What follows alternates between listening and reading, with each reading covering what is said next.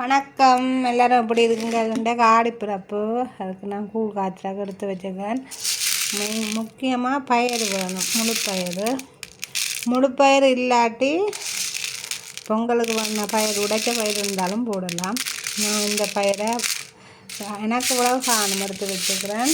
கழுவி லைட்டாக 2 தண்ணியில் கழுவி போட்டு வறுக்க போகிறேன். ஏன் கழுவுறேன்டா டஸ் இருக்கும், தூசிகள் இருக்கும். அதனால் 2 தண்ணியில் கழுவி போட்டு பொன்னுரமாக கொஞ்சம் வறுக்க வேணும். மற்ற பனங்கட்டி வேண்டி வச்சுக்கிறேன். பனங்கட்டி இல்லையாண்டா சர்க்கரையிலையும் காய்ச்சலாம். மெயினாக பனங்கட்டி தான் வேணும் ஆடிக்கோளுக்கு. மற்ற அரிசிமா, உளுத்தம்மா, ஏலக்காய் பவுடர், தேங்காய் சுட்டு, தேங்காய்ப்பால் இவ்வளவும் போட்டு தான் நான் இன்றைக்கு ஆடிக்கோள் செய்ய போகிறேன். தொடர்ந்து பாருங்கோ. நான் பயிர் வறுத்துட்டேன். வறுத்ததை என்னென்று பார்க்கணுமெண்டா நான் வறுத்தோன்னா ஒரு மணம் வரும். வறுத்து கொண்டு கேட்கேன். அப்படி பேப்பருக்கு மேலே வச்சுட்டு அப்புறம் நெருக்கி பார்த்தேன்னா நெருக்க உடைஞ்சிட்டு. இப்படி உடைஞ்சால் வறுவட்டு தந்து வறுத்தேன். ஓகே, தண்ணி கொதிக்க வச்சுட்டேன். நல்லா கொதிச்ச பிறகு பயிரை போட்டு அவிக்க வேணும். கரையை விடக்கூடாது. முக்கால்வாசி பயிரை அவிஞ்சோடனே நிப்பாட்டிட்டு வடித்து எடுத்து ஆற விட்டுருவோம். கரையை விட்டால் குமைஞ்சிடும். முக்கால்பாகத்தில் நான் அவிக்க போகிறேன். அவிச்சிட்டு காட்டு. இது நான் அரிசி மாவும் உளுத்தம்மா கொஞ்சம் உப்பு போட்டிருக்கேன். என்னென்றாலும் கொஞ்சம் உப்பு போடணும். உப்பு இல்லா பண்டம் குப்பையிலன்னு சொல்லுவேன் பெரியவர்கள். அதனால் கொஞ்சம் உப்பு போட்டிருக்கிறேன். குழைக்க போகிறேன். நான் பாவிக்கிறது ருசி அரிசிமா. இதுதான் எனக்கு நான் ஃப்ரான்ஸ் வந்த காலம் தொட்டு பாவிக்கிறேம்மா. வேறு ஒன்றும் பண்ணுற இல்லை. மற்ற மாதிரி ஊர்லேருந்து எடுப்பிக்கிறது இல்லாட்டி சில நான் வீட்டில் செய்வேன். மற்றபடி தமக்கடையில் வந்துடுறேன்டா ருசி அரிசிமா தான். ஓரளவு பரவாயில்லை. அப்போ இனி இதை நான் சுடுதண்ணி விட்டு குழைச்சிட்டு கொஞ்சம் சின்ன சின்ன உருண்டையாக உருட்டி அவிச்சிட்டு தான் கூழ் காய்ச்ச போகிறேன். அப்போ இனி குழைச்சிட்டு காட்டுறேன். சுடுதண்ணியில் தான் குழைக்க போகிறேன். குழைச்சிட்டு காட்டுறேன். பாருங்கோ, குழைச்சிட்டேன். கொஞ்சம் உருட்டி வச்சு கிடக்கு பாருங்கோ. இப்படி குட்டி குட்டியாக இவ்வளோத்தையும் நான் உருட்ட போகிறேன். ஏன் இது செய்கிறது என்று சொன்னால், முந்தின காலத்தில் கஜு புலம்ஸ் எல்லாம் இல்லை. எங்களோட காலங்களெல்லாம் நாங்கள் பொங்கலுக்கு தான் செய்கிறோம். புலம்ஸ் கஜு வேண்டுவோம். அம்மம்மா பழைய காலங்களில் இது இருக்கிறதானே. அப்போ வீட்டில் இருக்கிறத வச்சு கூழ் காய்ச்சி அம்மனை வழிபடுறது என்று எனக்கு எங்கள் அப்பா சொன்னபடியாக தான் எனக்கு தெரியும். எனக்கு அறிவு தெரிஞ்ச காலத்தில் இருந்து வீட்டில் கஜு புலம்ஸ் இருந்தால் கூட போட மாட்டேன். கூழுக்கு போட மாட்டேன். இப்படி உளுத்தம்மாவும் அரிசி மாவும் சேர்த்து உருட்டி வச்சு அதோட தேங்காய் சொட்டு. எப்படியும் எங்கள் வீடு வழியாக உள்ள தேங்காய் இருக்குது. தென்னை மரம் இருக்கின்றபடியாக. அப்போ இதோட நான் தேங்காய் சட்டையும் போடு எங்கண்ட வளமை மாறக்கூடாதுன்றக்காண்டி பழைய முறைப்படி காய்ச்சினேன். விரும்பினா நீங்கள் கஜு புலம்ஸ் போட்டு சுவைக்கேற்ற மாதிரி செய்யலாம். அது உங்களோட விருப்பம். ஆனால் நான் பெரும்பாலும் எனக்கு இப்படி செய்ய விருப்பம். என்னோட எங்கள் முன்னோர்கள் சொல்லி தந்த வழியில் கடைப்பிடிக்கணுன்றது என் ஆசை. ஆனால் சில நேரம் பிள்ளைகள் கேட்குறக்காண்டி போடுறது தான். ஆனால் உண்மையாக போடக்கூடாது. தொடர்ந்து பாருங்க. என் உருட்டி போடு வளத்தையும் அவிக்க வேணும். அவிக்க காட்டுறேன். ஆச்சு பாருங்கோ, கொஞ்சமாக மிச்சம் எனக்கு வளம் காணும். அப்போ நான் இதோட இன்னும் உளுத்தம்மாவும் கொஞ்சம் அரிசி மாவும் சேர்த்து சர்க்கரையும் சேர்த்து தேங்காய் பூவும் சேர்த்து பிடி கொழுக்கட்டை. இந்த இப்படி பிடிக்கிறது இதைத்தான் பிடி கொழுக்கட்டைன்னு சொல்கிறது. நல்லா இருக்கும், எனக்கு பிடிக்கும். நான் என்ன செய்வேன், புட்டை அவிக்க கொஞ்சம் புட்டை வச்ச மாவோட கொஞ்சம் சீனி போட்டுவிட்டு தேங்காய் பூ போட்டு மிக்ஸ் பண்ணி போட்டு கொழுக்கட்டை பிடிச்சி சாப்பிட்றேன்னா. பிள்ளையாக சாப்பிட மாட்டேன்னா அப்போ பெரும்பாலும் நான் புட்டை வைக்க 2 பிடிச்சி வச்சுட்டு அன்றைக்கு சாப்பிடுவேன். இல்லை அடுத்த நாள் காலமே டீயோடு சாப்பிடுங்க நல்லா இருக்கும். ஓகே, அப்போ பிடி கொடுக்கறதுக்கு குடைக்க காட்டுறேன். கொஞ்சம் உளுத்தமாவும் கொஞ்சம் அரிசி மாவு சேர்த்து டீயோட மிக்ஸ் பண்ணி போட்டு செய்ய போகிறேன். இதை இனி அவிய வைக்க போகிறேன். பாருங்க, அவிச்சு எடுத்துட்டு காட்டுறேன். அவிய வச்சுட்டு நான் கீழே கொஞ்சம் எண்ணெய் ஊசி விட்டேன். நான் தேங்காய் எண்ணெய் நான் சொன்னால் ஒட்டாமல் அவிஞ்சு வரும். ஓகே, இங்கால பயிறு அவிய போட்டு கிடக்குது. இதுமா ஓகே, இனி மூடி விட்டால் டக்கண்டா அவிச்சிடும். நான் கொழுக்கட்டைக்கு பாருங்கோ கட்டி சக்கரை டக்குன்னு வெட்ட முடியாது. இப்போ டக்குன்னு பாருங்க ஊரில் 2 நிமிஷம் முடிச்சிருட்டேன்டா தூளாயிடும், குயிக்காக அலுவல் முடிஞ்சிடும்.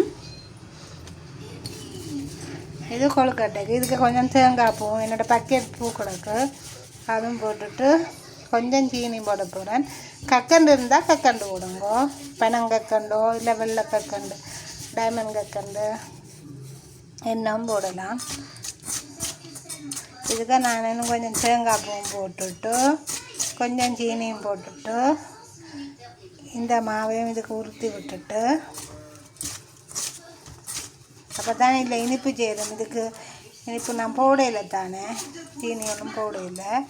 இப்போ மிக்ஸ் பண்ணி போட்டு கொஞ்சம் சீனியும் போட்டுட்டு சர்க்கரை 2 கட்டி போடணும், கொஞ்சம் சீனி போட்டுட்டு குழைச்சிட்டு தேங்காய் பூ போட்டு குழைச்சிட்டு புளி கொழுக்கட்டை செய்துட்டு காட்டுறேன். பாருங்கோ திறந்து பார்ப்போம், நல்லா ஆவி வருது, அவிஞ்சிட்டு. அப்போ இதை நாங்கள் எடுத்துட்டு போட்டுட்டேன். பாருங்கோ எப்படி இருக்கு, அந்த பயரும் அவிச்சு எடுத்துட்டேன். இந்த பதத்தில் இருக்கணும், கரையை விட்டுறாங்கோ. பயறு கடி விடணும் கூழோட சேர்த்து, தேங்காய் சூட்டும் பயறு. இந்த வேணுங்க இவ்வளவு கொழுக்கட்டை வந்துச்சு, பிடி கொழுக்கட்டை. இதையும் அவிய வைப்போம். இதுதான் பிடி கொழுக்கட்டை. இங்கே நான் எவ்வளோ முக்கி அவிச்சாலும் பிள்ளைய விவசாய சாப்பிடாயினா, ஆனால் ஊரில் இருந்தால் நாங்கள் அடிபட்டு சாப்பிட்றது பிடி கொழுக்கட்டை.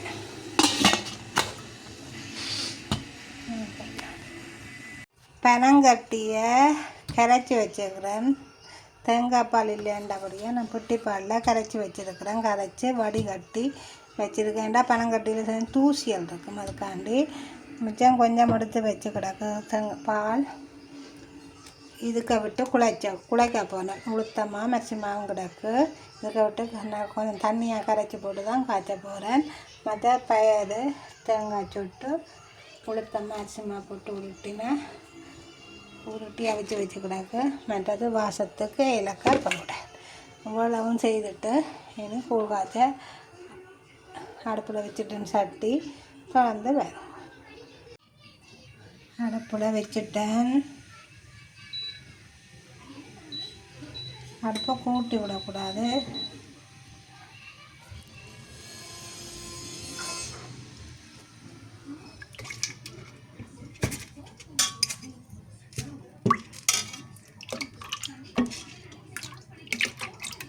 கொதிக்கட்டும். ஒரு கொதி வந்த உடனே பனங்கட்டியும் பாலும் கரைச்சி விட்டதையும் விட்டு மிக்ஸ் பண்ணி விட்டு கிடக்கு. அடுப்பை நான் மெல்லிசாக வச்சுக்கிறேன். கொதிக்கணும். கொதித்து கொஞ்சம் அவிக்கணும். அடுப்பே பாருங்கோ கொதித்து வந்த உடனே நான் பயரும் போட்டு உருட்டி அவிச்ச உருண்டையும் போட்டுட்டேன். பயிறு போட்டு உருண்டையும் போட்டுட்டேன். தேங்காய் சுட்டையும் போடுவேன். சேர்ந்து கொஞ்சம் அவியட்டும். தேங்காய் சுட்டு கொஞ்சம் சேர்ந்து அவிஞ்சால் நல்லா. அடுப்பை மேட்டி அடுப்பில் வச்சு கிடக்கு. சட்டி மாற்றினாயினால் நான் முதல் வச்சது கேஸில் வைக்கிற சட்டியை மறந்து வச்சுட்டேன். கரண்ட் அடுப்புக்கு அது செட் ஆகாது. இதுதான் கரண்ட் அடுப்பில் வாங்கிக்கிறது. கேஸ் அடுப்பில் வைக்கிறது கொஞ்சம் குண்டாளமாக இருக்கும். அது இதில் வைக்கல. ஆடிக்கு படி இன்னும் 2-3 நிமிஷத்தில் நான் வாசத்துக்கு ஏலக்காய் பவுடர் போடும். ஏலக்காய் பவுடர் போட்டு மிக்ஸ் பண்ணிட்டேன். அடுப்பாலையும் நிப்பாட்டியாச்சு. கூழுன்னு படைக்க வேணும்.